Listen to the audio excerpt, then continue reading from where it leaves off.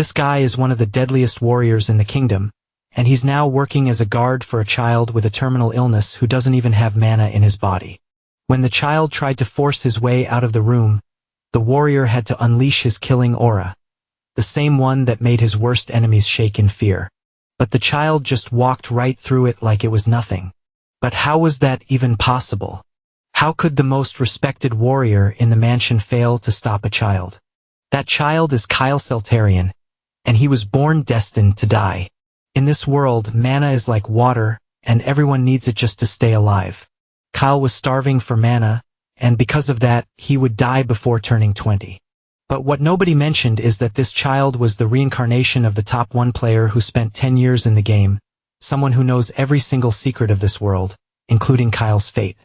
He knows he won't die from his illness, but from the monsters of the rebellion in his own territory, a rebellion that his own brother Adolf will start. Kyle belongs to one of the most respected swordsman families in the kingdom, but he had absolutely zero talent for it. Even with the player knowing everything about the story, he had no idea what to do to change it. So he starts losing it, taking out all his anger on the maids, until his father had no choice but to lock him in his room. Knowing his family is going to be destroyed with no talent for swords or magic, no real chance of survival, and still locked in his room, yeah, the universe really made it personal this time. With his fate already sealed, a light appears behind him with several glowing magic orbs floating around.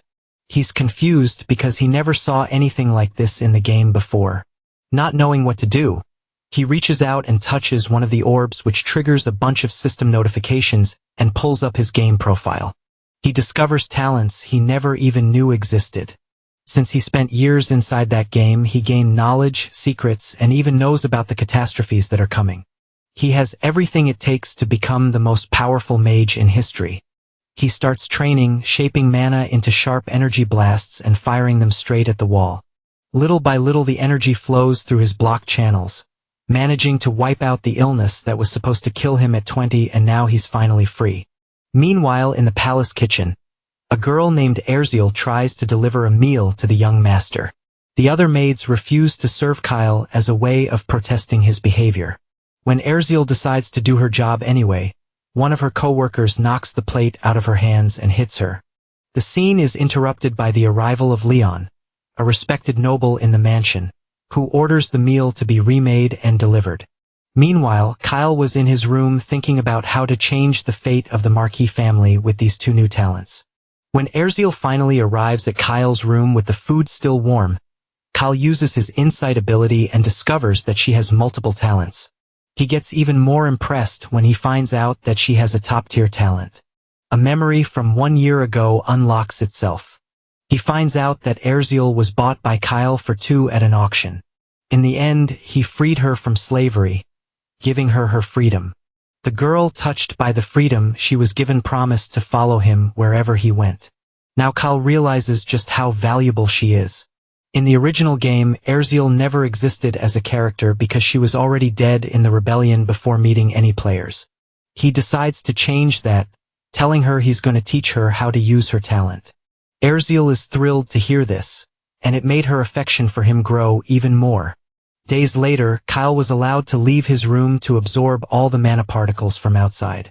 Leon wants to be punished for using killing intent against Kyle, but Kyle forgives him and says there's no need for that. Leon went to tell his master, and the 2 of them ended up arguing, trying to figure out how this boy became strong enough to resist an experienced warrior. Leon went to talk to Kyle, but he was still meditating, looking like a Buddha. So he went and told Kyle's father that he had already been meditating for 6 hours. The old man started remembering the days they used to train, when Kyle couldn't even last 10 minutes before giving up. And now he's been meditating for 6 hours straight. Something is definitely different about this boy. The next day, Kyle wakes up with mana pouring out of his body. Trying to spread that mana throughout his entire body, he starts pushing it forward, breaking through every barrier until it finally reaches his heart. And just like that, he becomes capable of using magic. In this world, to be able to use magic, you need to form a magic circle inside your heart. With the goal of learning how to use magic, he heads to his family's library. The woman in charge of the place is completely shocked because she has never seen him there before. She starts asking what happened, but Kyle was already tearing through every shelf, ripping books open one by one, looking for something about how to form a magic circle. After spending some time wrecking the library, when he finally finds an introductory book on magic, reading it, he realizes the language is completely different from anything he knows. A system notification pops up informing him that his spirit vision ability has been activated. With this ability, he managed to translate the book into a language he can actually understand. With the translation complete, he finally gets to learn magic. Because of that, there's no need to stay there any longer than necessary. In seconds, the boy tears through the books and asks for even more beginner titles. Being clever, he decides to rent them all and take them to his room in the palace. This is the last batch of requests, and it fills the whole room with papers. It's so weird that the blonde guy asks if everything's okay because he's never seen the kid read before. The redhead gets really worried it was way too many requests at once, and she's scared something tragic is about to happen. After all, the boy used to hate reading, and suddenly he's showing an interest she's never seen. When he sees the boy studying basic magic principles, the warrior remembers his mana illness. The boy, being sharp, guesses what the man's about to say and comments that magic is hard to learn. But he's right, and everyone in that house must think what the kid's doing now is super bizarre. Since he's the family's infamous kid, it wouldn't surprise anyone if he acted weird once in a while. But he remembers what he said before: he doesn't want to die young. And he has to try things, he has to try everything. Motivated, he says he'll do whatever he can to solve this cursed condition. So his plan is to lie down for a bit and read as much as he can while he rests. The young lord the warrior remembers is completely different now. He remembers a time when the boy was crying after fencing class. He said his father told him he didn't need someone weak like him. Back then, he was just a weak, whiny kid who couldn't handle any problems. Suddenly, the MC notices his friend got a new status favorite. Apparently, they're getting a lot closer now. And the guard stays outside so he won't get in the way. Things are changing between them, and maybe it's because he started studying. Maybe devouring a ton of books at once counts as persistence in this world. Now that the guard is gone, the boy is finally alone with his mountain of books. Now he can actually start reading for real using his insight magic. Like magic, all the books start getting decoded at the same time insanely fast. The speed of his skill is crazy, it's 12 times faster than reading normally. On top of that, the hard parts are being saved into their own separate folder. Over time, the principles of forming circles get digitized and stored in the database. His understanding grows as the books get decoded little by little. Now, using the decoded data, his plan is to create a magic circle with the basics down. He finally meets the minimum requirements to form one. Guiding his mana along that golden path, he manages to create what he wants. Focusing as hard as he can, he uses all his blue power to move the magic in his chest. The process is painful and brutal, like his heart is about to burn. Even so, he has to hold on until the end. Otherwise, the mana will surge back into his body in a horrible way and damage his organs. The magic starts getting out of control, blasting books all over the room while he hangs on just a little longer after a ton of effort. He finally manages to form his first mana circle, weakening the blocked mana channels. Now his mana isn't stuck inside his body anymore, it's flowing out. Stronger than ever, he's thrilled, he hit his goal and can use magic however he wants. Then he realizes it's already morning, and he spent the entire night doing this without even noticing. He barely has time to think his friend is going to be mad about it before he passes out. The next morning, the girl brings the boy his breakfast and finds him unconscious on the floor. She's totally shocked and tries to wake him up, while also trying to make sense of the mess with all the books. In just one night, the MC used up all the mana had been building up for days to form that circle. And from now on, a brand new in his life as a mage has finally begun. Chapter 7. In the kitchen, the maid is happily cooking up a delicious meal. She did it because last time she got praised for it, and it made her master happy. This time, the other girls want to be the ones to deliver the dish to the Lord. Then they suddenly change their tune and say the boy is their responsibility, and that they need to go back to the original agreement, now that the master's personality is way better. The girl says, if there are any complaints about the work, they can take it up with the MC. Ignoring all of them, she walks off, leaving them with nothing to say. Before she leaves, the jealous one snaps back, basically saying she's nobody important. Back in bed, the boy enjoys his meal of seasoned meats. The recipe's been tweaked since last time to make it even tastier day by day since he's been training hard every day. He's also learned some other recipes from the head chef on top of that. The boy wants to know how things are going with spirit magic. To start, he needs the intro book for that style of magic. And the girl is really smart. She's already read half the material without any magical help from what he's read so far. It looks like she comes from a hardworking family and learns steadily over time. For her age, she's pretty talented, but it's still not enough. Closing the book, he says he doesn't have time yet, and that he needs to get stronger to learn more. In 2 months, the family will hold the succession ceremony, and something is going to happen that day. A coup led by the second son, Adolphe, will bring down the Marquis's family if they don't want to die in the rebellion.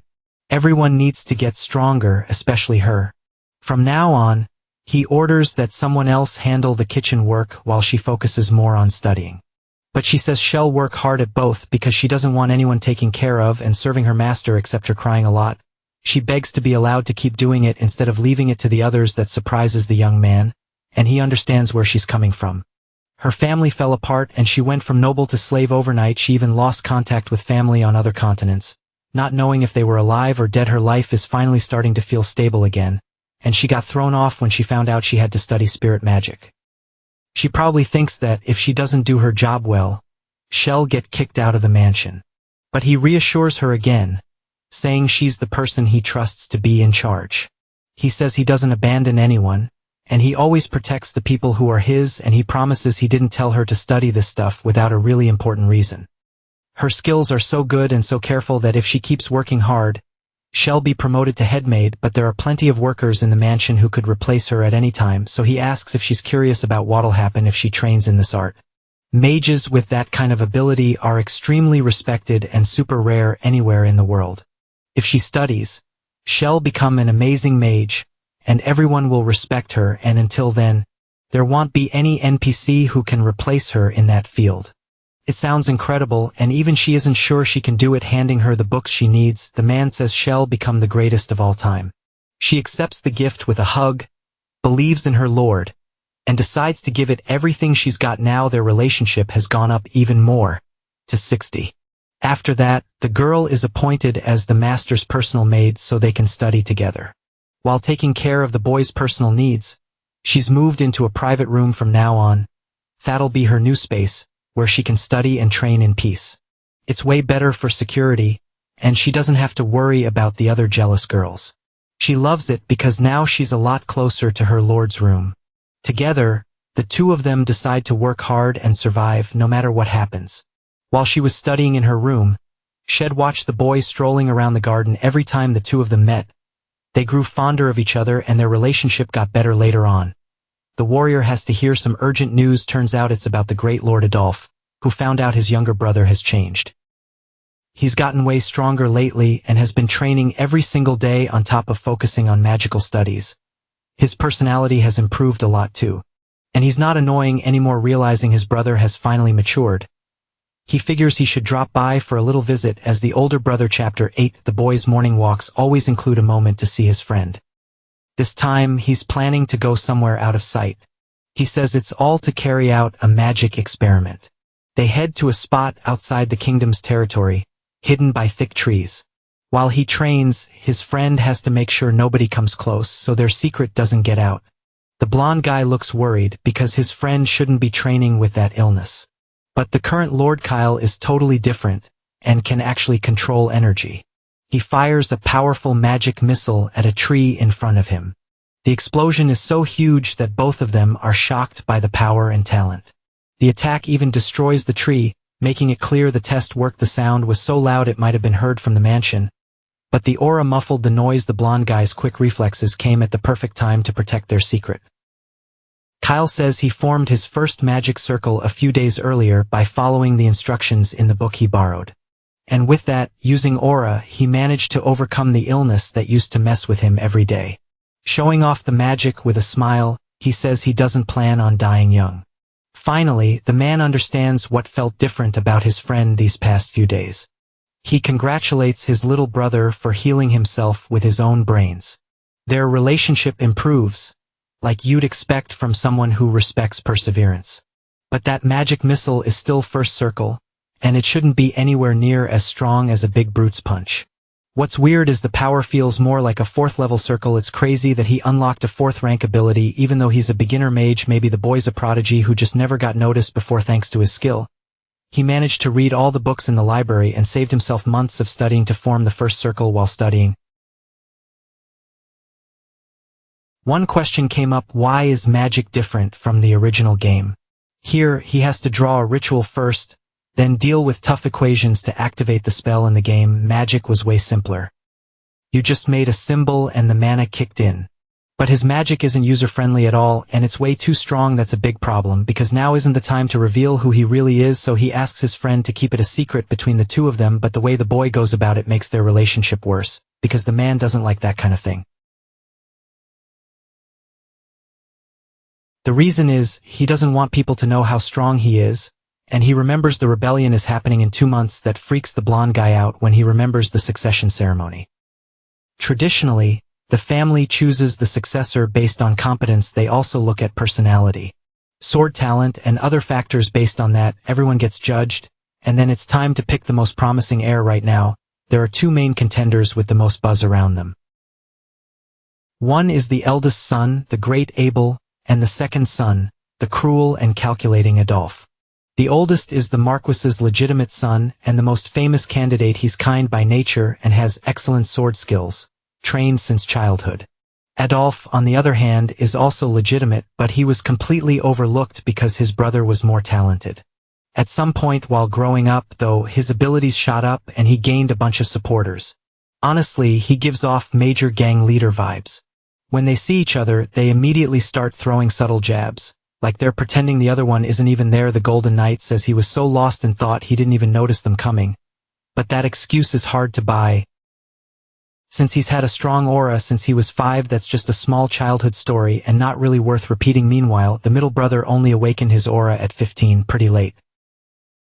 In this world, it's normal for some people to be late bloomers and start magical training much later. All of a sudden, a fight breaks out among the cruel guy's followers. It really ticks him off because he knows he can't disrespect the rules of his father's household. In a friendly way, Abel says his brother's subordinates are well-trained and worthy of serving a potential heir. The tension between the two only grows because the middle brother says they can laugh all they want because they won't be laughing for much longer. When he leaves, that last line sounds pretty suspicious and starts to feel unsettling while eating. The MC worries about the ceremony coming up in 2 months. This territory doesn't follow the whole firstborn inherits everything rule. It chooses its heirs, and the most important criteria to be chosen are strength and ranking. There's only one exception, the young master. Because of his illness, he was taken out of the succession from the start. Besides him, his 3rd older brother, the Duke, also can't get involved in these schemes. So right now, it basically comes down to the older brothers, Abel and Adolf. There isn't much time left until the ceremony, and they won't be able to make any huge moves before then. And there's no telling what could happen if the MCS powers get discovered in the future. There are only 2 possible reactions: either they try to turn him into an ally, or they try to crush him as soon as possible. It's extreme, but throughout history there have been bloodbaths during succession struggles. According to the game's lore, the middle brother would definitely try to get rid of the hero, and from the beginning, he was planning to wipe out the whole family so he could rule. So the MCS' current goal is to overcome his illness and try to build alliances with good people in front of him. Leon understands that mages need to hide their abilities to protect themselves, but after this incident, he'll definitely report the MCS abilities to the head of the family.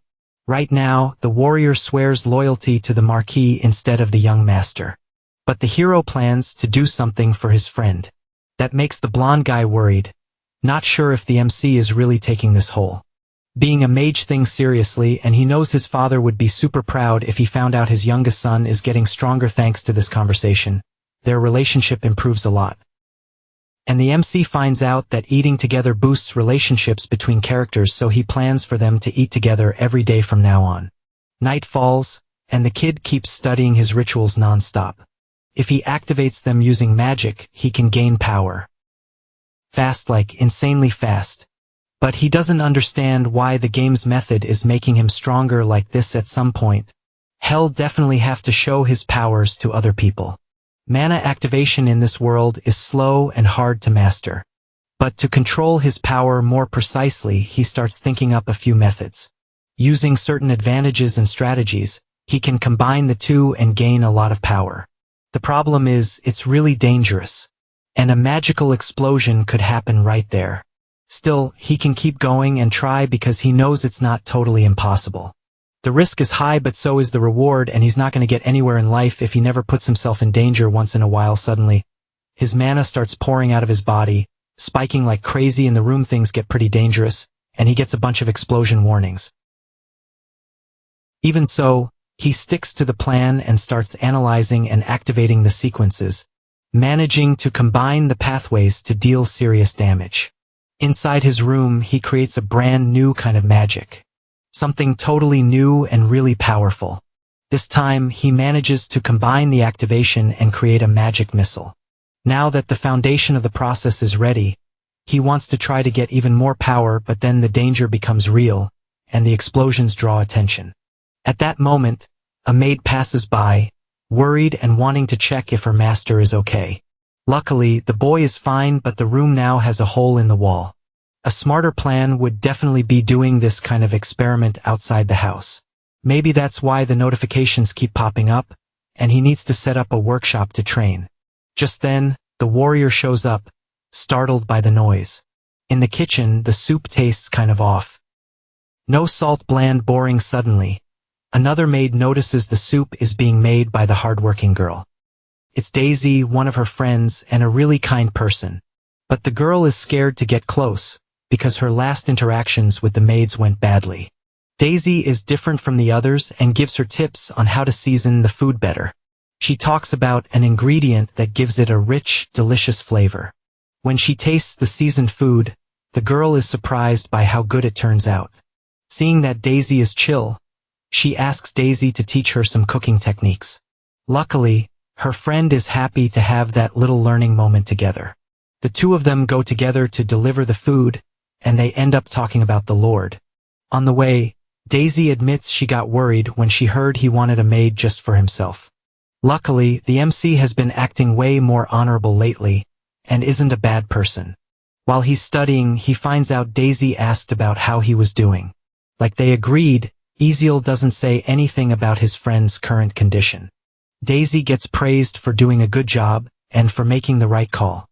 He thought the impatient ones would have already made a move, but the rope is longer than it looks.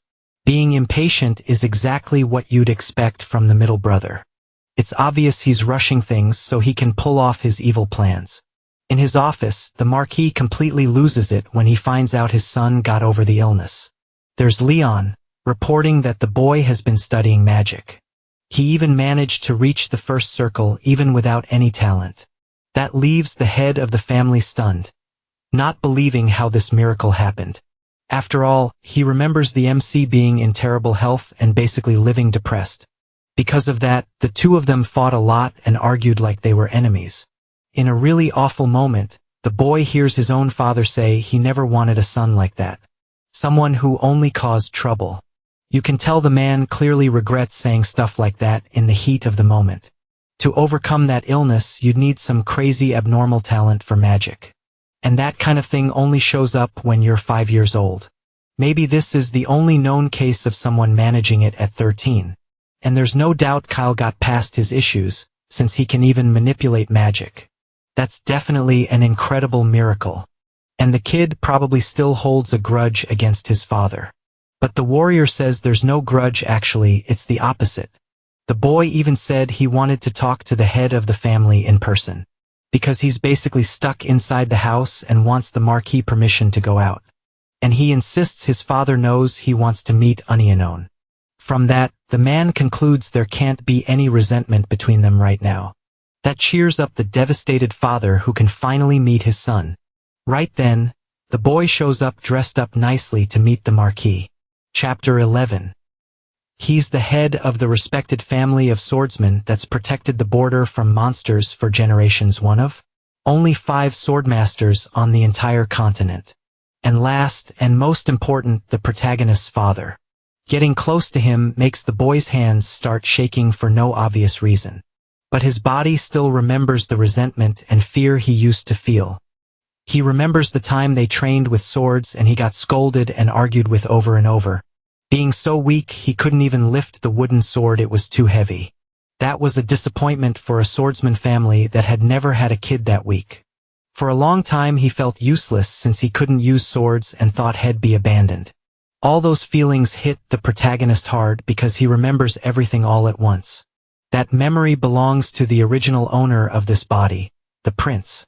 But since their souls got tangled together, the feelings got connected too. Luckily, the person in control now isn't the coward he used to be. Because besides being the boy, he's also Lee, an adult in real life. His job is to prove Kyle Seltarian deserves respect. The two of them finally meet and this weird silence settles in. Apparently, the hero had something he wanted to say to his father in that meeting. The rules were clear, he couldn't leave his room without permission. Since he'd been studying lately, he was allowed to go to the library, but he couldn't cause trouble. The hero doesn't trust his father at all, considering all the problems that happened before. Even so, his father is one of the most powerful men on the continent and a scary opponent. Things are rough, and the only option is to deal with it through a straight-up negotiation. In the past, he would have lost his temper and snapped back, but now he seems a lot more mature. He's already caused his father enough trouble, and his past is weighing on him. So he's thinking seriously, and now he has a chance to change. After so many years of fighting, the boy finally apologizes for how he acted. On top of that, the clever kid also wants to make a deal with the Marquis. Everyone already knows the former sickly kid managed to overcome the illness that was destroying him. That's a huge miracle, hard to believe even in a fantasy world like this. The protagonist's power is unusual, and he mixes different circles. He creates a fireball to prove he's a first circle mage. Even after hearing the warrior's story, the father still didn't believe it. But the moment he sees it with his own eyes, everything changes. He's gotten so strong he can actually feel mana running through his veins, growing more and more. You know, mages who manage to overcome that illness have insane potential. In this world, a powerful mage is worth the same as an entire order of knights. And even though his family is known for swordsmen, having a strong mage on the front lines would be a huge advantage too. If the family backs this plan, everyone can benefit from those abilities. An army that combines elite swordsmen with exceptional mages would be stronger than anything else on the continent. This deal benefits the family, and obviously the kid too. His talent is worth investing in and developing. In life, it's all about winning, and Omar K's values profit and honor above everything. Trying to play the family bond card wouldn't work, and he's totally capable of making cold-blooded decisions for the good of the family. But if their interests line up, even a shaky relationship can turn into cooperation. Now things are going to be settled between two smart adults. The old man can't even tell if that boy is really the son he used to know. Because he doesn't act like a kid anymore, he seems like he's grown up. So he asks them to invest in a talent as rare as his. The negotiation went so well. He figured out exactly what the other side wanted and used that to bargain. He got exactly what he wanted using his power and authority. It's wild seeing a kid who used to burn books talk like this. A child who was once seen as a disappointment to the family has grown and improved. Now that he's considered valuable, they'll provide funding, along with magic stones for his studies. But seriously, he needs to prove himself and not let his father down. A few days pass and his friends come to his room. Everything's way more luxurious now and there's a personal workshop for mages. The inside has been reinforced with a magical barrier in the walls. On top of that, the place is stocked with all kinds of tools, potions, and artifacts. The warrior is stunned because it must have cost a ridiculous amount of money. Luckily, his dear daddy was more than happy to pay every last cent. It's unexpected that that grumpy man got won over by his own son's charm. Urziel is surprised too, because it's hard to use spirit magic freely inside the room. That's why her friend set up a separate space for it. The place was fitted with anti-vibration devices so she can practice freely.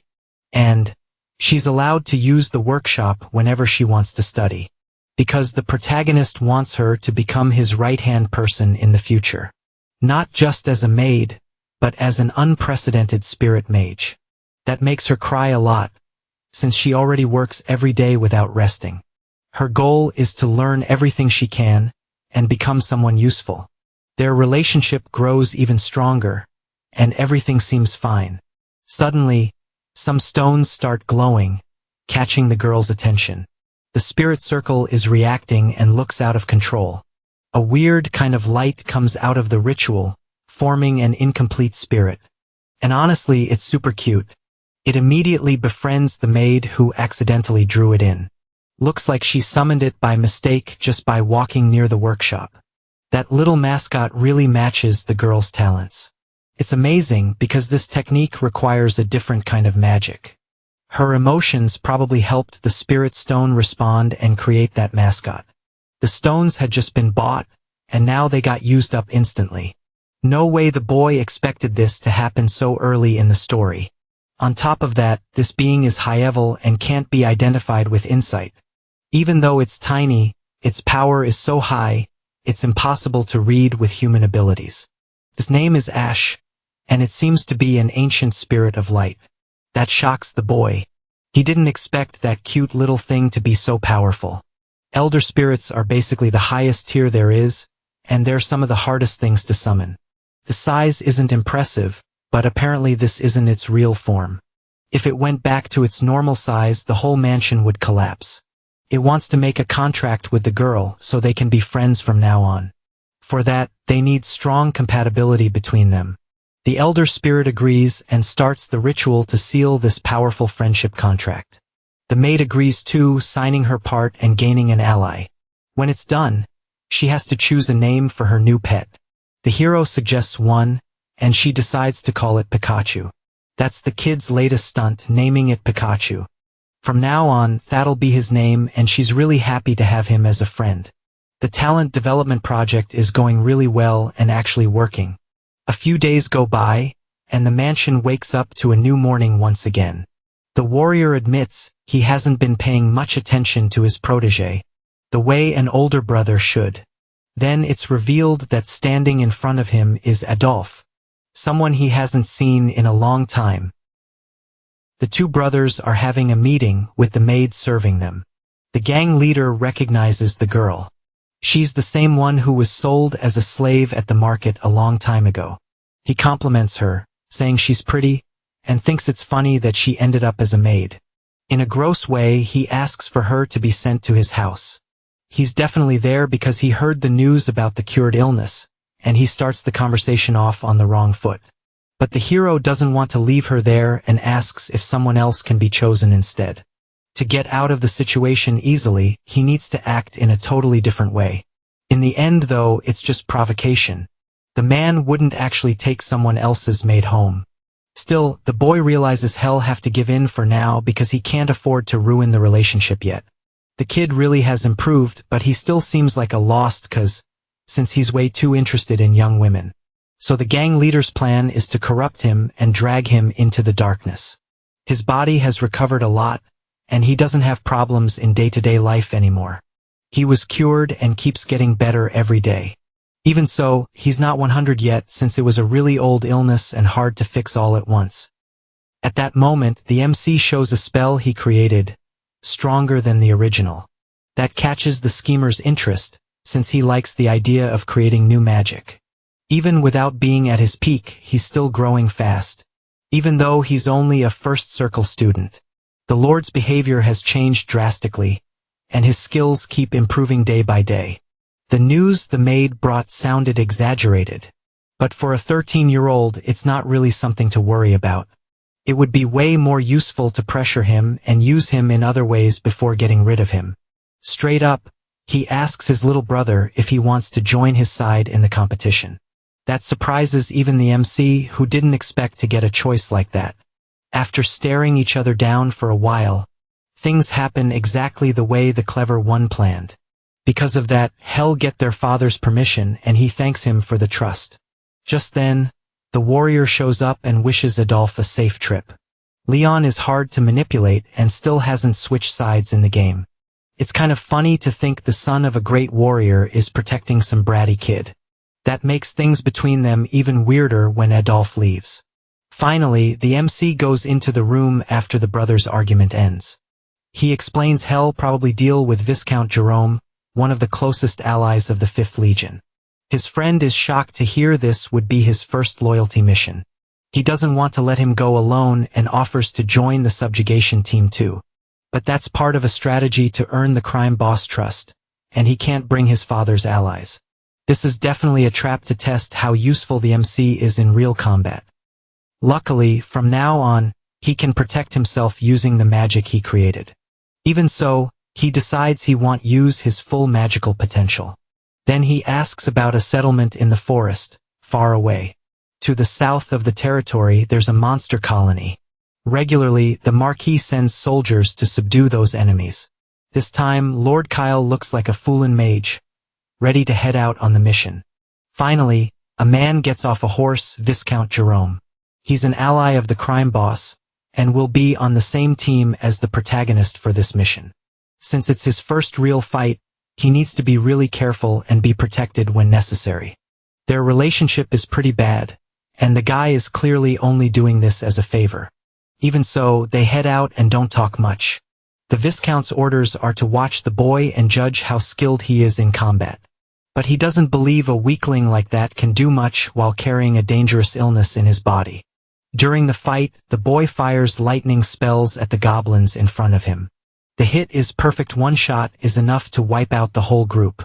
That impresses the team and improves things with everyone, who end up pretty happy. The mission wraps up fast, and it was the easiest subjugation they've had in a while, thanks to the hero head never seen anything that easy before. And his reputation shoots up fast all the way to level 90. Of course, Lord Adolf is going to be really happy when he hears how well his little brother did. Now the plan is to move on to the next step he's got in mind. Chapter 14. Back at camp, everyone's celebrating the win thanks to the kid. All innocently, he says he doesn't deserve the praise because he didn't do anything that impressive. The soldiers admit they had the young master all wrong and start complimenting his skills. And on top of being good in a fight, he didn't complain about the camp food either. He seems way more mature than his age. Thinking about how his brother used to take on dangerous missions like this, he realizes he can't act like a spoiled brat when it's his turn. The men are shocked to see the kid admires the crime boss that much. The plan is going exactly as expected. The soldiers like the protagonist now, and they're ready to talk him up. While everyone else sleeps, the adventurer decides to take a walk not too far from camp. Since he's just a kid, nobody suspects a thing, and everyone buys the innocent act. After today's victory, the knights are completely wiped out and crash in their beds. Only a few guards are left, and they're exhausted too, barely even paying attention.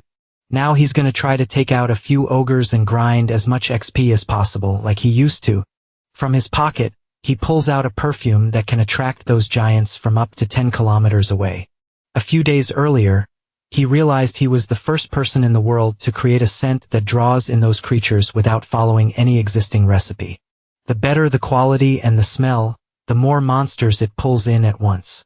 The problem is, the team's supposed to be hunting goblins, and ogres are way too strong to take on without a plan. The squad has 12 experienced knights, and they can handle weak enemies, but giants are a whole different story. Even though they're loyal to the crime boss, their individual skills are pretty mediocre. They're basically cannon fodder. They're street criminals who became a legion after being talked into it by that backstabbing guy. The brainwashing was so intense it turned them into fanatics, and his influence spread easily because of it. These people obey blindly, and with every move their master makes, a tragedy could happen. So the protagonist plans to weaken the 5th Legion as much as possible before Succession Day.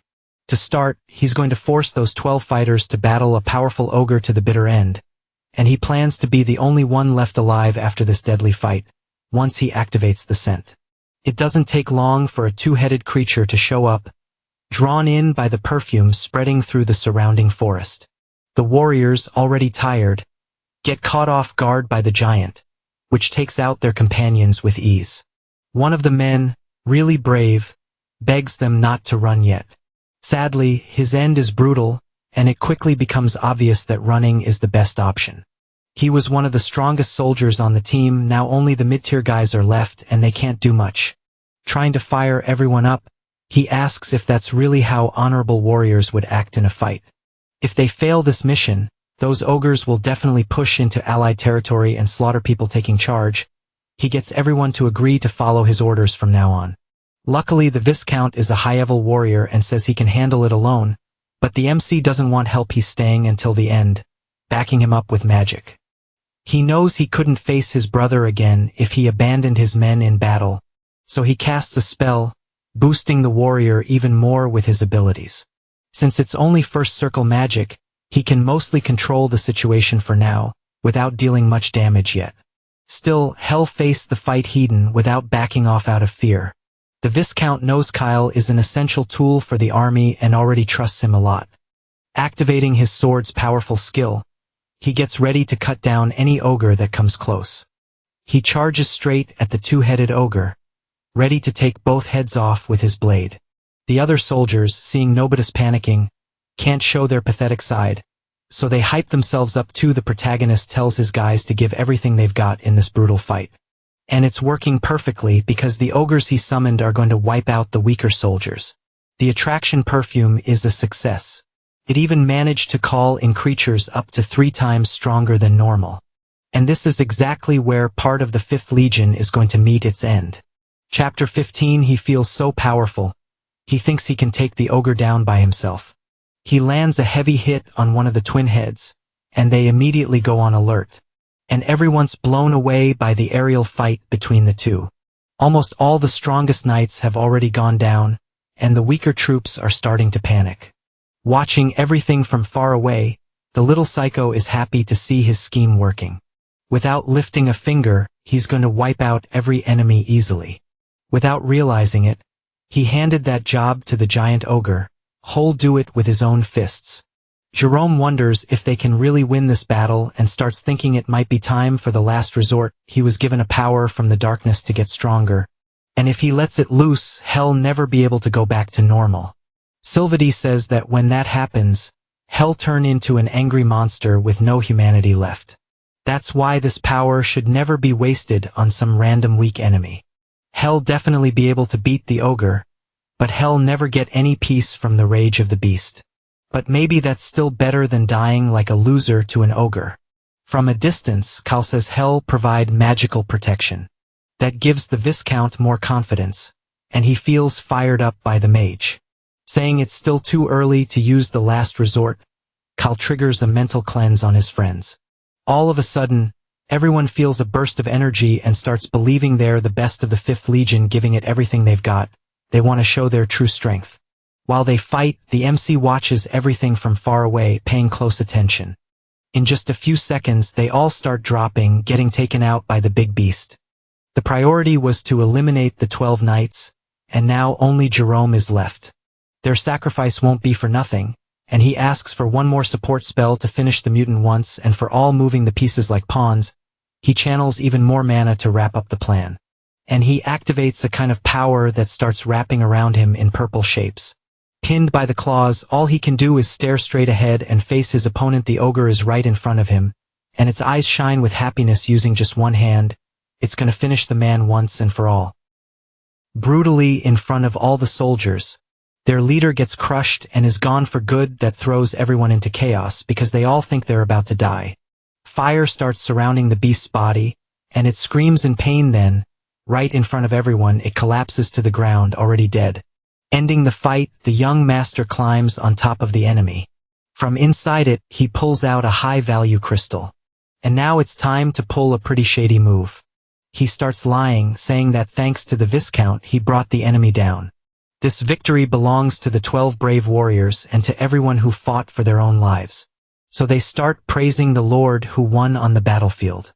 The results of this subjugation were a success, and the two-headed mutant was eliminated. On top of that, They also took out dozens of goblins, which was the original goal. Unfortunately, they took heavy losses during the battle. Hearing the news, the evil blonde guy can't believe it and asks if it's true. They explain that Jerome ended up dying in a brutal fight against a mutant in the forest. The blow was so fast, he didn't even have time to use the power of darkness. Losing that man is a huge hit to the squad, never mind all the dead soldiers. There's nothing else to do, and they want to somehow recover that ogre from the camp. Only then does he say he's relieved to see his brother made it back safely. After all, defeating an enemy that strong was the young man's big achievement. Because of that, their father will be informed, and everyone will get the honors they deserve. The mask the MC wears, the innocent brother act, starts slipping for Adolfo, who walks away angry and suspicious. But for now, it looks like the brother is still being fooled pretty easily. The MC got his brother's recognition and took down the 5th Legion. It was a master play, and he jokes that maybe it counts as killing 3 birds with 1 stone. A mutant is no big deal since the warrior could take 1 down alone without help. And joking around, he says he only meant to look weak at the start. Looks like he really wants to get closer to his evil brother's side without telling Abel anything. This is all part of the plan, and in the future he'll be acknowledged and they'll come looking for him. A few days later, a meeting happens in the family's conference room. At that meeting, they'll review the expedition results and decide how to split the loot. Also, the young man's contributions will be discussed for the first time in that inner circle, and if anyone has any objections, they can speak freely. One of the barons thinks this is over the top, since back in the day the kid was just some weak nobody. Awkwardly, he says he likes the boy, but he's not sure if he should say what he really thinks. Turns out the kid's still just a first circle mage. Basically a beginner. Even so, the baron thinks most of his achievements are being exaggerated just because he took part and came back alive. And he wraps it up by saying it's hard to believe the MC suddenly matured overnight. He reminds everyone of all the trouble the kids caused before. In the past, Cal could only smile while people talked trash about him right to his face. Clearly the barons never had to face a real wolf before making a judgment like that. When they get to the hall, the MC says it's not as easy as it looks, and you have to see it with your own eyes. Defending his brother, Abel says even strong knights would struggle to take down a 2-headed creature. Some people clap back, saying it only happened because the knights gave their lives to protect the kid. Still, the finishing blow was Kyle's, something confirmed by the witnesses who survived. Unlike before, the boys focused on studying magic now, and the baron should put his personal issues aside. Angry, Adolfo tells the man to stop trying to ruin everything. Still backing up his brother, he threatens him and says not to cross the line. All of a sudden, everyone seems eager to defend the kid now that he's starting to show real value. At that moment, the evil brother agrees Kyle's reward should include a huge amount of money. After all, the warrior saw the kid's brutal fight and have no doubts about what he did. Because of that, he's granted his freedom and he can finally access the main residence and go outside. But the mutant loot will still be handed out based on contributions, and the boy won't get any of it. By the end of the meeting, the MC doesn't get why he's not receiving anything after everything he did, so he goes to ask his father why this is happening since he didn't cause any trouble at all. But the old man's sharp. He knows the kid kept the ogre's heart as his reward. Not knowing what to say, the MC thanks him for at least being allowed to leave the house. Just then, the gang boss shows up wanting to talk to the boy. He says he kept his end of the deal and told the father about the kid's accomplishments, and he asks that, in the future, the boy remembers how much he cares. From a distance, Abel thinks it's been a while since he paid attention to his little brother, and he hopes to talk to him sometime. Problem is, that time has already come, and he says it's some unknown ability not even their father understands. That leaves the MC confused about why he's suddenly spilling secrets out of nowhere. A little earlier, after the conference ended, Abel shows up to praise his little brother. He says the kid handled the battle really well, and that now he's a respected mage in the family. Then he asks if the boy has time later so they can eat together. He explains he wants to have a small get-together to hear the details of what happened during the forest expedition. But the boy suspects the warrior has some hidden reason for asking about his achievements. And right away he starts revealing secrets even their father didn't know, for no obvious reason. It's pretty clear he wants to recruit the MC to take down the forces Adolf created before it's too late.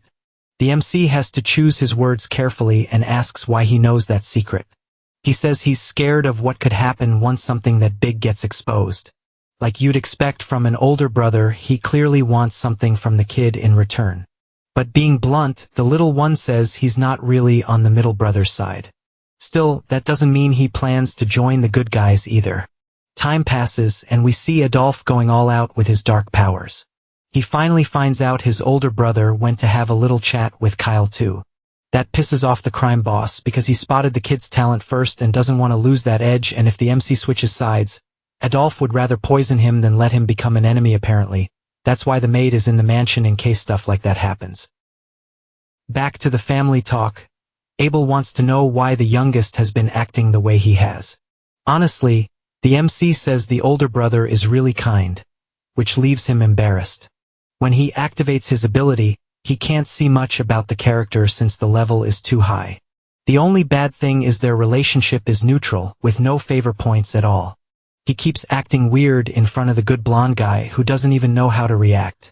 And the other one apologizes even though he was the older brother. He never really had time to look after the little one before. Still, the MC forgives him since he used to act like a total jerk and that's why nobody liked him. Abel laughs because the kid is genuinely really good at making smart jokes. He regrets not having bonded with his clever brother before losing him to Adolf. And he says he can offer everything the other side is promising, and on even better terms. He doesn't want to give up on this deal and asks if there's still room to rethink it. That worries the kid, who asks if he'll get taken out if he joins the enemy side. After all, Adolf is different, and he's cruel even to his own family if he becomes a traitor. They'll definitely use whatever method it takes to get him out of the way even though he's a himself day to day. This is the first time someone in the family has given Abel such a deep read on the crime boss. What's funny is the man doesn't disagree with the assessment. He even goes quiet, and that takes them back to the start of the conversation, when the MC says his useless skill is having really good intuition. Since he was little, he's always gotten a bad feeling right before something awful was about to happen. And whenever he listened to that gut feeling, he managed to stay out of dangerous situations. With the ceremony getting closer every day, those feelings are getting stronger, especially around the evil brother. That skill feels like some kind of future sight, like the MC's intuition, and after ending up in the boy's body, he definitely developed a talent he didn't have before. Because of that, other NPCs are going through system changes that never used to happen. Even so, Adolf is family and the Marquis second direct heir, so he can't just cross the line. But the MC is there because he's got this really bad feeling, and he's kept it secret until now. He trusts his gut and knows that if Adolf becomes the Marquis, the family is finished, and nobody will be safe, including the young master. So his plan is to join the enemy side and watch everything up close while earning their trust at the end of the operation. The idea is to hit them with everything they've got from behind, and if the good brother helps, things will go way smoother, with a much better chance of success as the older brother. Abel can't turn down such a solid proposal from his brother and says hell help him. But first, the MC wants a small favor to kick off the missions. Chapter 18. A few days ago, they found a bag of platinum coins, basically months' worth of pay. The blonde guy wonders where all that money suddenly came from, but actually, the MC got it thanks to Abel, who lent him some cash on top of being hot. He's loaded, and he bankrolls the mission the moment he hears the plan. And it's kind of wild because nobody knew the older brother was that generous. With this personal communicator, they'll be able to talk without being in the same place. This kind of thing is so expensive you could buy a mansion with a garden for the price of just one. This is only the basic version, and it only lets you talk directly to one person, but there are even pricier versions. It's pretty obvious the meeting with Abel went really well, and they teamed up on a plan. Meanwhile, the Guardian will need to hold on to the money until it's time to use it. They don't really have anywhere to spend it right now, and the kid already wants to farm even more coins. It's like an investment plan for the future, the way a clever mage would think. At that moment, the maid is training with her staff. Spirit magic Pikachu can latch onto the tip of her staff to light up the area. Unfortunately, the magic doesn't work, and she can't get the light to shine. The pet doesn't want to get off the MC's head, and the MC thinks he's basically a headlamp. That makes the blonde guy think of something and wonder why they're inside a freaking mountain. The last thing he remembers is them leaving home to visit a neighboring region, and then, out of nowhere, they ended up inside a cave because the MC decided to make a quick stop. This isn't the kind of place they should stay in for long. Since exploring could hide all kinds of danger, it's so dangerous. He remembers the angry monsters they ran into at the cave entrance. The deeper they go, the fewer they see. Which is weird, which means there's a big, tough boss at the end of this area. Getting ready for anything, he warns that they need to head back outside. But that was the protagonist's plan all along. He says that's exactly what he's here for. Everything he said was true. He really does have business in the next town over. But he also knew there was a dungeon on the way. If Head said from the start that they were going to a dungeon, nobody would have let the MC leave the house. Because either one of the brothers would insist on coming along somehow, and it'd turn into total chaos. And there's also the issue with little Urziel. Her magic spirit needs to be trained in secret, and only her dad knows about her. Basically, if there were too many people around, he wouldn't be able to keep the loot all to himself. The problem is, the girl only just started studying magic, and the MC just hit level 2. That annoys the kid who claims he only pretends to be weak to fool the suckers. Their 3-person party is already strong enough to take on any big monster out there. On the team, there's a beefy tank, a kind healer, and, best of all, a damage mage who's got everything under control. All proud, he says his master is already strong and is only going to get stronger in the future. Messing with the bodyguard, he asks who he'll swear loyalty to in the end. Him or his father. After all, a knight with 2 masters isn't truly loyal to either one. That leaves the man speechless as he thinks it over. Right now, Leon is following the Marquis orders to keep the sons safe, meaning the knight isn't really loyal to the Marquis. He needs to choose a real master to win this knight over. Just showing off his skills won't be enough. Once he's finally acknowledged, he'll gain that impenetrable shield for his army forever. So, the 3 of them together push deeper into the dangerous labyrinth. At the very end, they reach the boss room and it's sitting there waiting. Its name is the Sanctuary's secret Minotaur, the guardian of these walls. In the game, this place was popular with beginners for farming XP and money. And the best part is the reward is super generous compared to how easy it is. As greedy as ever, he doesn't want to share his treasure with anyone. That monster is known for being 3 times stronger than a normal ogre. But the mage is smart and already has a perfect plan to block and counter its attacks. With the sword and magic from the 2 of them, they manage to piss the Minotaur off and bait it.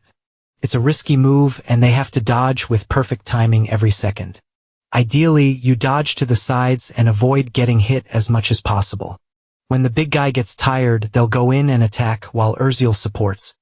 Since it's the girl's first fight, it's fine if she hides behind rocks to cast spells. But she wants to help as much as she can, and she didn't train magic just to hide. That makes the boy admire her even more. She's insanely brave on this mission. Her job is to heal and support the others to protect Lord Kyle. Actually, she gets corrected. The most important thing is surviving to the end. As long as she doesn't go down, her hands will keep Leon and the MC standing. One last rule is not to forget to protect herself when things get dangerous. She gets it. And remember, she's inside a dungeon in some unknown place. How important a healer is in a fight, and the strategy to beat the Minotaur are things you only really learn with real experience. It's weird how the young guy knows all this, considering he spent his whole life stuck inside. Leon starts wondering how he's so familiar with dungeon strategies. When they ask if it's his first time in a dungeon, he realizes he's been acting way too much like an expert. So he lies, saying he picked up some basic tips during the goblin hunt, when he fought the ogre, but that excuse doesn't really work because not even the soldiers knew how to deal with a simple ogre. So the warrior concludes that kid isn't the real Lord Kyle, the one he's served for so long. He orders them to capture him because there's no way that child could suddenly act so mature. Clearly, the boy is possessed by an evil spirit and needs to be burned. Unfortunately, that would be game over for the protagonist. But that's all in his head and it can't happen. He changes the story and lies that he read about minotaurs in a book and also in strategy books. Surprisingly, the blonde guy likes that and is that he studies battle tactics too. He gets so proud he says his friend's progress is incredible. Their relationship improves a lot and it becomes easy to convince him. Still, he needs to come up with some excuse, since he doesn't want to be labeled a magic genius forever. Finally, she manages to make the staff light up. Like a protective charm, she activates a healing spell, and it releases a bunch of spirits into the area. This power boosts your HP and defense, and it also increases your mana and the sword's energy. It's way stronger than the original because the girl upgraded it. Now the three of them are super fired up to fight, because it's finally time to face the huge Minotaur. The warrior goes in first, sprinting straight at it with his sword. His plan is to clash head-on with the Minotaur to draw its attention and wear it out. He lands a heavy hit right on the beast's head, but that just makes the big monster furious and it gets up to strike back. With his friend's magic, the warrior's body looks different, stronger. When the Minotaur wakes up, it asks who's messing with its sleep. Then it yells that it won't forgive anyone who tries to reach the treasure. To rub it in even more, someone blasts an ice spell right in its face mid-sentence. Then the kid steps up, saying he's the one who did it. He fires off a bunch of ice shots at the enemy, taking advantage of the opening. The warrior delivers clean, precise slashes with his blade. He stays locked in, and proves he's a knight worthy of the team. Chapter 20. He lands powerful blows on the monster's shoulder, without losing focus. The monster can't believe it. It's shocked by that kind of nerve. It unleashes all its rage on the people daring to come near its treasure. Getting ready for a killing blow, it wants to wipe them all out. No survivors, luckily. The boy sets up ropes and magic rituals to protect himself. Having its attack blocked just makes the Minotaur even angrier. Like it's being humiliated. Still, the force is insane, and the barrier showed up at the perfect time to save him. Kyle's magic is crazy precise. He always knows the next move and ends up basically leading the fight. He reads the situation on instinct and uses magic like nobody else. So the young guy is controlling the whole battle with his powers. Next, he traps the Minotaur with ropes that pin it to the ground. Right after that, a bunch of magic missiles slam into the big idiot's back. It does so much damage that it drops to its knees. Nobody can believe the mage is that strong when he's so young. Not bad, but the Minotaur can still take a lot more. Pissed off, it roars that this is the end and activates its strongest move. It starts spinning like a tornado straight at the unprepared trio. At that moment, Leon has to hold the front line while the others move off to the sides, blessed with magic. He gets even more determined as he runs. He throws his sword with perfect aim, going for the bull's neck. That's enough to pull it, full of rage, right toward the fleeing knight. While all this is happening, the protagonist is counting the seconds in his head. Dodging is the best strategy to tire the big monster out. Once that happens, it'll be the perfect chance to hit back at full power. 5 seconds left and the beast is already starting to wear out. When the count ends, from sheer exhaustion, it misses by just a few centimeters and almost nails the knight. Right then, all the blessings wear off, leaving the boy totally defenseless. Luckily, the bull stops moving and just freezes there on the ground. It's wild how Kyle calculated everything in his head. He steps in to deliver the finishing blow. By breaking past his skill limits, he brings real magic into the world again. He creates ice spears and hurls them at the enemy. After the fight ends, the girl heals the warrior's wounds. Finally, it's time to grab the valuable treasure from that labyrinth. In front of them is a chest so shiny it looks like it's enchanted. Using his intuition, Kyle sees the jewels and gear inside the reward. The powerful sword is made from solid dinosaur bone artifacts. There's also a beautiful necklace, something the spirits would definitely love. Each person gets what suits them, and now it's the mage's turn. Inside the treasure, he finds the Staff of Bravery, giving off this classy aura. That's a trick experienced players used when they wanted to run an overpowered mage build. With that choice, he won't have to worry about weapons for a long time. The warrior's sword is also amazing, with magical effects that make the risk worth it. He remembers the loyalty talk he had earlier with his young master.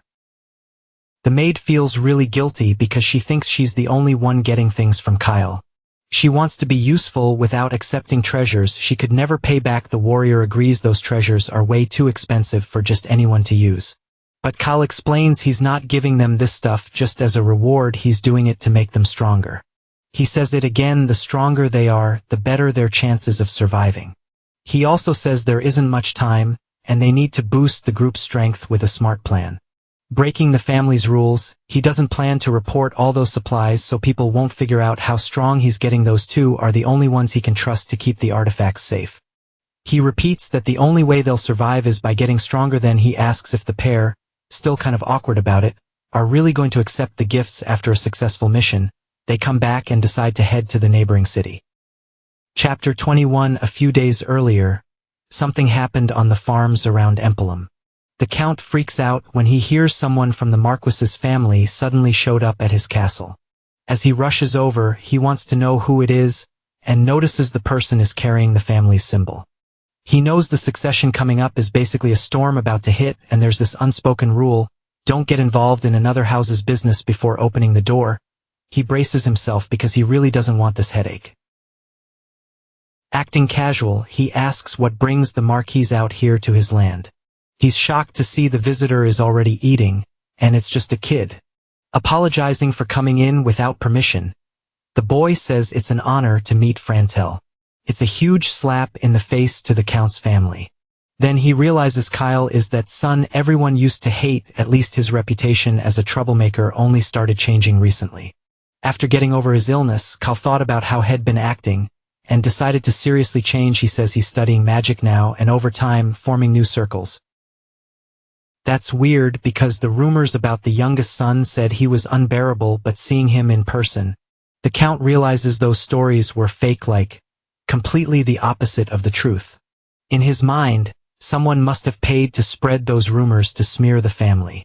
It's impressive, the first mage born into a famous swordsman family, sign of a bright future. In the end, the Count gets eager to talk business, and gets even more interested. Obviously the kid didn't come all this way, unannounced, just to say hi. Apologizing, Kyle says he knows his family's is touchy because of the succession, and he explains he came to buy grain from the farms and stock up the biggest warehouse in the north. Actually, the Marquis family already has a deal with the Count, and maybe they want to expand it now. He says it's for magical research he can't reveal yet, but it won't be a one-time thing. The town definitely has more than enough product for the next few years, and it's going to make a lot of money off the sales as payment. Kyle shows a chest full of shiny coins, valuable anywhere. It's pretty strange for a kid his age to have platinum coins just lying around. Still, the Count doesn't see a problem making the deal, and he doesn't even ask what the research is about. Before wrapping up, though, he wants to confirm where that money came from because the source could be sketchy, maybe even stolen. After all, the Marquis is just a kid, and that kind of money doesn't match his age. Luckily, his older, rich brother is funding this whole thing. If he's willing to spend that much, it means the two of them are really close. Abel is the most promising son in the family. Calm and classy, making this deal will also help score some points with the White Knight. Talking prices, each sack of grain costs 4 silver coins, so they spend a while haggling. While the blonde guy stays quiet. After a long back and forth, they settle on 5 coins per sack. The bodyguard feels pretty proud of the kid's negotiating skills, especially for his age. It turns out the protagonist learned all that from watching online bargaining sites in the real world. Part of the plan for going to Empellum was to make money, and buying grain might be part of that. The idea is to buy as much as possible while it's cheap and sell once demand goes up. But his state already has enough food for a whole year, so it might not be that profitable. With future knowledge, he's getting ready just in case something happens in the next few months. A massive famine is coming, according to the game's story, right after the succession happens. That'll mess up trade and make grain prices shoot up. Even with all that money, people won't be able to buy food, and nobody's going to care if you're old or young. Unfortunately, he can't tell his friend without giving away that he knows the future. So far, everything the kid's been doing has worked out really well, so the blonde guy thinks that this time it's probably a good idea too. Getting their relationship up to 50, something that's never happened before. It's super rewarding for the boy to see that progress, since they started out in the negatives. A maid shows up saying the Count wants to talk before dinner, and that he really shouldn't forget when he gets to the sitting room. He's told the man wants to introduce him to someone. Standing in front of him is Frontel's daughter with purple hair. She's really pretty, and her name is Iris Naren. All of this is a huge surprise to the young guy. He wasn't expecting a meeting like this. As he walks up, the girl says it's a pleasure to meet him for the first time, and introduces herself. In the game, she's super strong and beautiful and really popular, especially early on, when she becomes a really useful powerhouse. The only problem is her arrogant personality. She can't stand weak people. She says she won't accept anything less than diamonds for a date. She has the greedy personality trait. Because of that trait, a bunch of players went broke trying to raise their relationship with her. As power creep hit the game, S ranks became common, and she, who was supposed to be valuable as an A rank, ended up becoming useless and got tossed aside, since her difficult personality doesn't exactly make anyone want to deal with all that. It's also weird that the Count suddenly introduced his daughter to him out of nowhere. All sly about it, he says they're about the same age and should get along great. Iris is studying magic too, just like the protagonist. Still hyping his daughter up, he says she has exceptional talent for magic. He explains that since they're both learning, they can study together. From the protagonist's point of view, she doesn't want that and looks like she's being forced into it. Still, he introduces himself, explaining he's the Marquis's fourth son, trusting his instincts. He's actually looking forward to getting advice from her when he checks her status. He sees their relationship is at -40. On top of that, she has an interesting talent. She's a mana companion in the original game. That talent is insanely rare, only 0.01 of SSS ranks had it, so maybe the purple-haired girl has some new potential too. Even with her awful personality, that talent changes everything. She's heard plenty about Lord Abel and Adolphe, but nothing about the protagonist trying to put him down. She says she's in the second circle, while he hasn't gotten past the first. That annoys him because she's been unpleasant since she was a kid. But he explains he's only been learning magic for 3 months, forming a circle that fast beats her record. She took longer. Still, starting at 13 is considered really late, since most people start by 10 at the latest. If he just thinks of her like a whiny cat, he can tolerate the annoying attitude. He says he started late because he used to have an illness, and he only recently managed to overcome it. That stops her cold because she knows how hard it is to break through that barrier. Her father explains that to overcome it, you have to be born with extraordinary mana in your body. That's why people who manage it are called geniuses and prodigies. It's incredible that the young master pulled it off at only 13. Hopefully Iris can learn something from the good influences around her. Of course, she doesn't want to talk to someone she thinks is weaker, since she believes he's only first circle. That personality is going to cause a lot of problems and needs to be fixed ASAP. And that's how Recruitment Project 3 begins. You can't judge people by how they look, and he's going to prove he's not weak. She freaks out when she sees the boy get way too close to her face in a weird way. Ignoring the Count being right there, he challenges her to a unknown duel. If he loses, he'll have no problem admitting he's weaker than her. In a twisted way, if the girl wins, she wants him to lick and kiss her feet. That leaves the Count completely embarrassed, wondering where she even learned something like that. The boy is shocked too, not understanding what kind of book you'd have to read to find that. Apparently, she likes reading weird romance novels that are way above the recommended age range. Even so, the boy doesn't back down and says that if he loses, he'll lick whatever she wants. That line, out of context, totally catches the Count off guard, changing the terms. The boy says that if he wins, he'll be her new teacher in the future. And on top of that, she can never talk trash about someone with a lower rank again. And she has to promise it. That pisses her off because she's cocky and knows a first circle beginner couldn't possibly beat her. Embarrassed, the Count admits his daughter has personality issues since she's been spoiled from an early age. If things keep going like this, it'll be really hard for her to live in the world without getting into trouble sooner or later. At her age, she doesn't have any friends because of her bad reputation, so he asks the boy to forgive her since he also had a rough childhood. It'll definitely be a good learning experience for her, and he allows the two of them to duel. That gets the boy fired up. He basically just needed the Count's approval to do what he wanted. On the other side of the mansion, she's still pissed at the boy who thought he could beat her. But she's also confused because she thought he was pretty cute, and she decides she's going to make him lick her foot. The Count definitely has another reason for introducing his daughter to the MC. Even though she's only 11, she's already at the right age to start getting marriage proposals. Maybe the guy is thinking about the two of them ending up together someday in that world. Nobles get married earlier than commoners. Feeling grossed out, the MC realizes why the girl was suddenly put into a meeting with him. Annoyed, he says that if that's true, then he needs to crush her even harder in the fight. Thinking it's messed up to marry someone with an unbearable attitude just for status, he decides to go all out and try to fix her awful personality. The maid is sad when she hears about Lord Kyle's marriage proposal with the girl. The next day comes and now it's time for the kids' duel. The opponent has to be defeated using magic, but nobody can get hurt in the process. If it starts looking dangerous, the fight will be stopped immediately. The judge will be the guardian since he's a famous, experienced knight. He won't make an unfair call. The battle is announced and the girl opens right away with her fire wand, shooting flaming arrows at the MC. For an 11-year-old, her casting speed is really fast. Even so, the hero has the advantage and activates his wind power, knocking the arrows off course. Using air to deflect the flames was a really smart move. Irritated, she says not to underestimate her magical power. She's not going to lose. Once again, she throws out a fire spell, this time stronger. Luckily, the MC was ready and creates an energy dome to protect himself. Looking at everything calmly, he admits she's brave and seriously impressive to counterattack. He starts an energy ritual and asks if she can block it. That shocks the Count, who didn't expect the hero to be able to cast 2 spells at the same time. That kind of technique is super advanced even for experienced mages, let alone someone who's level 1.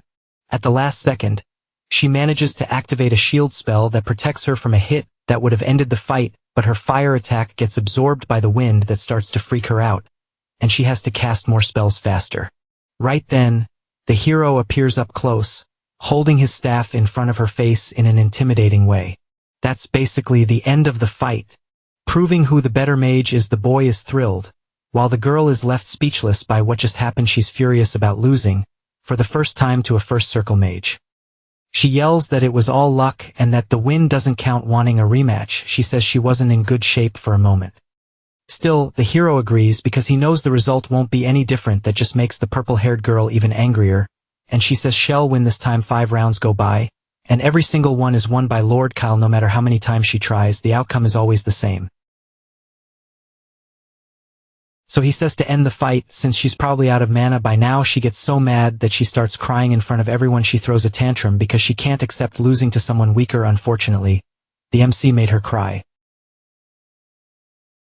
Maybe he was too harsh that night.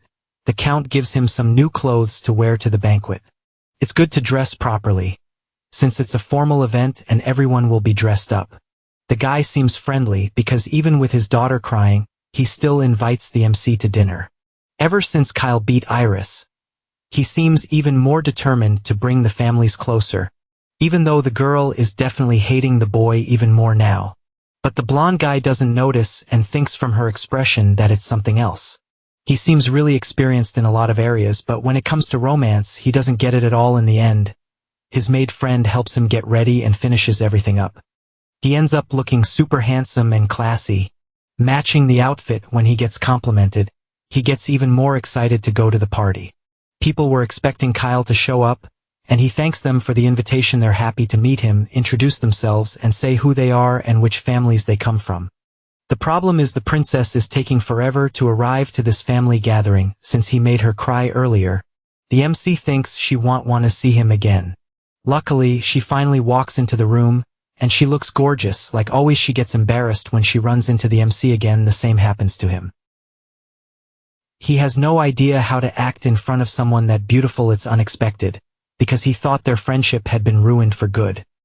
She already knew the boy was good looking, but dressed up like that, he looks even better. Now it's time for everyone to sit down and eat the house's delicious food. The MC sits next to Iris, not sure if he should, because of what happened earlier. When he activates his intuition skill, he notices their relationship level went up a bit. He doesn't get how their friendship jumped 30 points when he didn't even do anything. Maybe it happened because of one of her traits, so it's good to be ready next time. Luckily, the meal is way more pleasant than he expected. Even she acts calm in front of the family, without being arrogant, but then there's a moment when she asks her older brother to pass the pepper. Right away, the MC hands her the closest salt shaker he can see. At that moment, their hands touch, and she gets completely flustered. Neither of them knows how to react, and they try to avoid looking each other in the eye. Even though their relationship improved, the girl's behavior somehow feels worse the next day. The MC is surprised by a visitor who shows up in his room. Standing there is Lady Iris, calmly sipping some coffee. She came to hold up her end of the deal, becoming the protagonist's student. She's really curious why the boy's magic is so powerful for someone who's only level 1. His style of magic has never shown up in any book and seems really different from the usual method. So she demands that he tell her everything he knows about this new magic style, but he'll only accept her as his student if she changes her attitude. So he asks her to be more polite and kinder to other people. And more importantly, to think twice before getting mad and running off crying.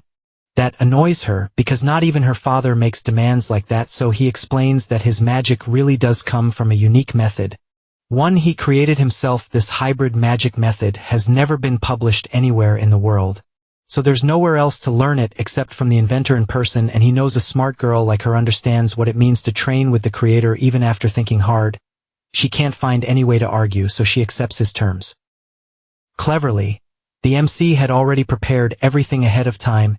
He makes a magic contract with his own hands, right in front of her. It has all the conditions written out that she has to accept to become his disciple. All she has to do is use that pretty pen to sign it. If the contract is broken, divine forces will make sure there's a horrible punishment. Admitting it, he says he wouldn't have gone through all this trouble. The Count himself is the one who gave the contract to the hero after the fight the day before. He got eager for their lessons to start. And if Iris doesn't listen to anyone, the magic contract can be used as a rare family treasure. That really ticks off the purple-haired girl, and she can't believe her dad actually said that. Angry, she storms off, saying she's going to confront him and find out the truth. The problem is, if she leaves, their contract will be cancelled. If that happens, the magic won't be taught, and they'll never see each other again. With no time to waste, she has to decide whether she'll accept the terms and get trained, or walk out of the room and never see the MC again. Chapter 25. She needs to decide fast whether she's going to sign the document or not. Out of patience, the boy isn't going to put up with this crying act for long, even though her potential is high. He considers giving up because of her personality. After all, he needs reliable allies, not someone who needs constant coddling. After a long time hesitating, she agrees and says she'll sign the papers. She slams the contract down on the table, still annoyed, like a spoiled girl. But the MC warns her she should read the conditions before signing blindly. He explains that Iris will be the student and he'll be the teacher in this arrangement on the paper. There are 7 rules written down that have to be followed for the deal to work. She was so nervous about the punishments that she didn't even notice they were mild demands. But the 7th rule is really strict, and it requires her to actually fight sometimes. The hero asks why she really wants to learn magic. True to her personality, she says it's because she wants to be better than everyone else.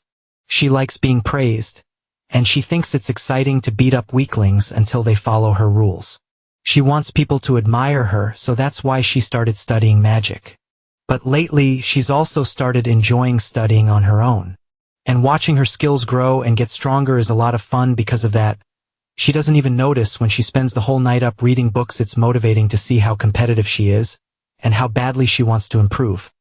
He confirms that the most important factor in becoming a powerful mage isn't mana.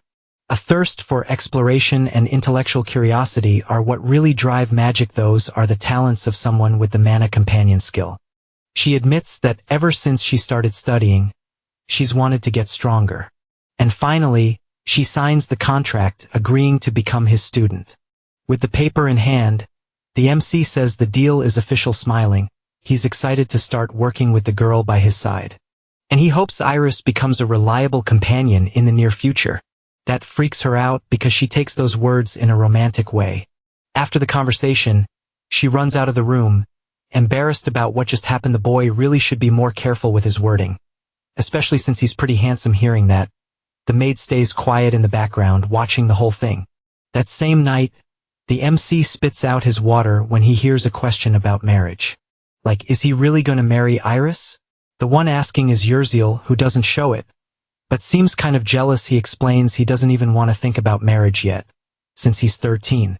Annoyed, he says everyone in that town is in a rush to get married early. The world is about to end, and there's no time to waste on love and weddings. So the maid understands her master isn't thinking about any of that right now, at least not until he turns 18. Out of nowhere, the girl says her mom used to be really beautiful, so when she grows up and becomes a real young lady, she'll be pretty like her too. When she leaves, the boy ends up alone. Embarrassed, not even sure what just happened.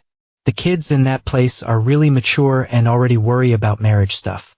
When she grows up, she'll be even prettier than she already is. Because even now, she's gorgeous. And then he starts thinking a bit more about who Yurziel's mother was, a woman who originally came from a noble family, before being sold as a slave. Sadly, her father and brothers have already died, but her mother and sister are missing. The girl is definitely worried, but probably feels too guilty to ask her friend about it. Still, the boy decides that someday he should look into it. A few days pass, and finally it's time to head back home. Iris' family is at the gate, saying goodbye all elegantly. Weirdly, the girl wishes the teacher had stayed a few more days at her house. Luckily, next month he'll be back to teach the magic he promised. Spoiled as always, she says that next time he comes back, she won't even bother opening the door. But as she says it, she collapses to the ground with intense stomach pain. That was one of the master's rules. Think carefully before getting mad. Her father warns her, telling her she needs to calm down until the pain passes. Unfortunately, it doesn't work, and she spends hours in pain because she acted spoiled. From far away, it sounds like music to the boy's ears, since he kind of benefits from the situation. As soon as he gets back from the city, he realizes his older brother came to see him. Nobody mentions the grain stockpiles for the coming great famine. Smartly, he trusts his brother's instincts. His brother also bought some with his own money, like around 1,000 times more goods than the boy bought. Even if he loses all that money, he won't worry or blame anyone. Nervous, the hero knows he won't lose any money at all, and that he's actually going to make a huge fortune. At a training ground, the Marquis is sharpening his sword skills suddenly. His son shows up with some towels for him to dry off. So the Marquis, curious, asks how the trip went, and it turns out it was pretty comfortable. Turns out the old man had gotten news from the Count and found out his son is going to teach magic. In a way, this experience is going to be really good for the kid, and he should give it his all as a teacher. Still curious, he asks if the Count mentioned anything else. A marriage got brought up, but luckily their family doesn't have that tradition of pushing it that early. Not even the older ones in the family are married, so the youngest doesn't need to worry yet. Since he was sick for so long, he needs to hurry up and make up for lost time, and the father says he'll be the one handling the whole marriage issue. That's a huge relief for the kid, since he won't be held back by annoying stuff like that anymore. Putting his sword away, the Marquis says he never planned to force his son into some political marriage, especially since he himself never officially married the kid's mother. Sadly, he admits she never wanted that when she was pregnant. She said she was happy with how things were and didn't want anything formal. She didn't want to stress about status, and she was fine just being his woman. Even his friends approved of their relationship. Somehow she felt guilty and thought the situation was kind of wrong. She said she didn't need a formal title as long as she had her husband and kids to take care of, and that it was the man's job to protect her and any children they had. Because he loves them so much, he promises he'll do that and give them all the love he has. Even if he hasn't done much for his son up to now, he'll support him as best he can. He also promises to back him up in anything he wants from here on out. That shocks the young man, since it's weirdly unexpected to see that grumpy old guy acting like a soft, sentimental dad. On top of that, if the MC marries the powerful daughter of another family, could cause a huge conflict. The old man values family above everything and wants to avoid problems like that, and for now, it's important to keep up the innocent kid act a little longer. Wrapping up the conversation, he says he needs to get back to studying in the library. The whole scene was super awkward, and the young man doesn't even call him dad. Staring at the pendant, he wonders if the woman still holds some resentment. Walking down the halls, the MC thinks about everything he just heard. He remembers he should have mentioned the loot he got from the dungeon. He told his guardian not to report anything to the Marquis until he had a chance to explain. He never really thought much about it. And now it's time to head to the library, not afraid of the future. Right then, he bumps straight into another noble walking down the corridor. In front of him is the family's third son, Duke. The weird thing is, he looks like he's grown since the last time they talked. Even though he's 2 years younger than the protagonist, his build is way more like a knight's. There are even rumors the kid recently became a low-rank warrior. Duke's surprised, because the last thing he heard about his brother was that he couldn't even leave his room. Luckily, that restriction got lifted, and his contributions were recognized, but Duke still doesn't trust him and thinks the whole thing is just some kind of scheme. That pisses the protagonist off and kicks off this sort of rivalry. The third brother genuinely hates the MC, because his mother died from the stress of giving birth to Kyle. When he walked into the room, the only thing he could see was the woman's body, already frail and completely drained. The only thing Kyle managed to say was that the old lady died before he did. Obviously, that made Duke snap. He slammed him into the wall, cursing him out nonstop. Their mom worried about Kyle all day, because he couldn't stop causing trouble. He was always picking fights and trying to steal money from the house to go have fun, like some nasty little brat, saying the MC was the one responsible for their mother's death. The two start arguing about what happened. Kyle defends himself, saying he's basically terminally ill and always gets blamed for everything, crying. He asks who even brought him into the world with such a weak body. That's enough to set Duke off, and he throws a punch. Kyle hits the floor and stays there, unable to get back up. Leaning in, Duke says he held his anger back while their mother was alive, but not anymore, and he says he wouldn't want a brother like Kyle, not even in another life. All those memories slowly come back to the protagonist. Unfortunately, he realizes this conflict isn't going to be easy to fix. Duke keeps insisting he knows the kid's rotten nature better than anyone, and he orders him to never show up at the main house again, basically ignoring the rules. Once again, Kyle says the head of the family lifted the bans and gave him access to the whole estate. Then, all snobby, he asks if Duke seriously thinks he's better than even the family head. The Marquis, totally pissed off, the warrior clenches his fists, about to throw a brutal punch. Right then, the fight gets cut off by Adolfo, who shows up at the perfect time. He lectures Duke, saying you don't hit your own family. But Duke's so angry he can't bring himself to apologize to Kyle. He could, but he'd rather just leave first. Watching him walk away, Adolfo asks where all that stupidity came from. Duke isn't like that with everyone. It's because of Kyle's tragic past. Acting kinda suspicious, Adolfo steps closer to the kid and says he trusts him. On top of that, Adolfo's been teaching Duke swordsmanship, and he's disappointed. Duke's only average. And he knows Kyle's a powerful mage with way more potential than Duke, like he's playing chess. Adolfo says he can bench him if he gets in the way. Ending the conversation, Kyle says he needs to go to the library to keep studying, and he suspects his brother isn't just some normal warrior, but someone with hidden talent. Adolfo isn't the type to care about family, and he wouldn't go through all this effort just to mess with him. In the game, Duke never survived the rebellion, no matter which route you picked. Maybe there's some secret about him nobody knows. Then the story shifts to a quiet little town in the middle of the forest there. The Guardian is walking around with a package in his hands. He says Kyle behaved really well on the trip and did what everyone wanted, but the Marquis wants to know if anything else happened on the way to the town. That puts the Guardian in a tough spot, because he doesn't know whether to talk or keep it secret. Still, he stays loyal to the boy and says only a few small monsters showed up. With the Guardian traveling alongside his son, the old man can always relax on these trips. For a moment, he decides to put Kyle's wishes first and keep the secret. It turns out he went to that town to meet his father. The two of them spend a good while talking while they fish, catching up on everything. Rumors that the MC has gotten more mature have already reached the village. That makes the warrior happy, and he praises how responsible his protege has become. Originally, he planned to do his duty as a guard and then go back to the Knights, continuing his career. But something changed recently, and it's left him quiet. Maybe the kid's plans changed, but he's still not sure at the camp. The MC says the warrior's old sword is weak and needs to be replaced. If he put his full strength into a strike, it would definitely snap because the blade's too fragile. He knows that because he studied a bit. And a mage needs to know the basics. Even though he learned all that from playing in the past, he can tell when someone needs a new sword. Since he's just a guardian, he never really had the chance to earn a new blade on merit. Smiling, the MC says Leonhardt is his knight and deserves that kind of thing. That hits the blonde guy right in the feel's head. Never heard words like that from the Marquis. Even though he's loyal to the old man who's shown him trust, he still can't really fit in with the nobles.